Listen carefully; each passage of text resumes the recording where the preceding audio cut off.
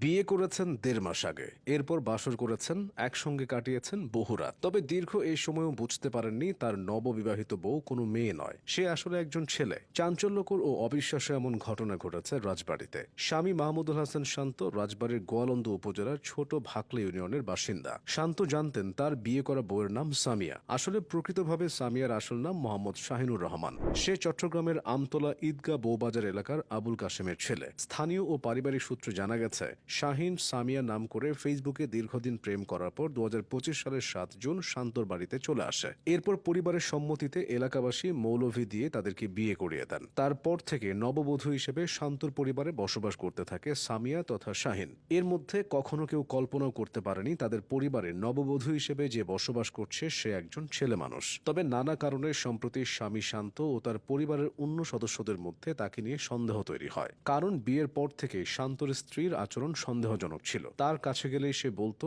আমি এখন অসুস্থ, ডাক্তার আপাতত কাছে আসতে নিষেধ করেছে। এটা নিয়ে স্বামী শান্তর মনেও বেশ কিছুদিন থেকে সন্দেহ তৈরি হয়। এক পর্যায়ে গত ২৫ জুলাই শুক্রবার পরিবারের লোকজন ও স্থানীয়রা নিশ্চিত হয় নববধূ সামিয়া একজন ছেলে মানুষ।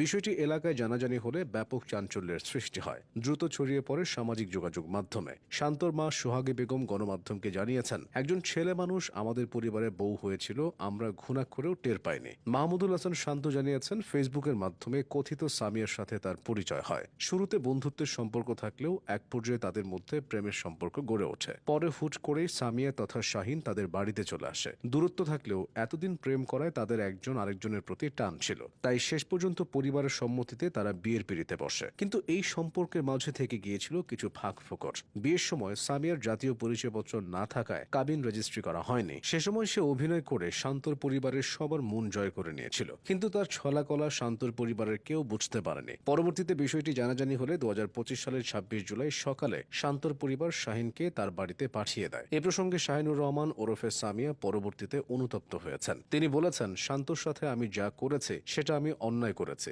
এটা করা আমার ঠিক হয়নি। তিনি আরো জানান, তার হরমোনজনিত শারীরিক সমস্যা আছে, তাই নিজেকে মেয়ে ভাবতে ভালো লাগে তার। ছেলে হয়েও মেয়ে সেজে বিয়ে করার ঘটনা দেশে এটাই প্রথম নয়। সমাজে এখন এটি আর কেবল গল্প বা সিনেমার কল্পনা নয়, বাস্তবে কিছু কিছু ক্ষেত্রে এমন প্রতারণা সামনে আসছে। এটি একজন ব্যক্তিকে ঠকানোর বিষয় নয়, বরং পুরো পরিবার এবং সমাজকেও এক ধরনের প্রতারণার জালে জড়ানোর অপচেষ্টা। সাধারণত এসব প্রতারক দীর্ঘদিন ধরে নারীর সাজে জীবনযাপন করে, সামাজিক যোগাযোগ মাধ্যমে সম্পর্ক গড়ে তোলে এবং ধাপে ধাপে বিশ্বাস অর্জন করে অবশেষে বিয়ের মতো গুরুত্বপূর্ণ একটি পদক্ষেপ নিয়ে ফেলে। এ ধরনের প্রতারণার পেছনে বিভিন্ন উদ্দেশ্য থাকতে পারে। অনেক সময় দেখা যায় অর্থনৈতিক লাভের আশায়, আবার কারো ক্ষেত্রে এটি হতে পারে মানসিক বিকৃতি বা নিজের লিঙ্গ পরিচয় নিয়ে গভীর দ্বন্দ্বের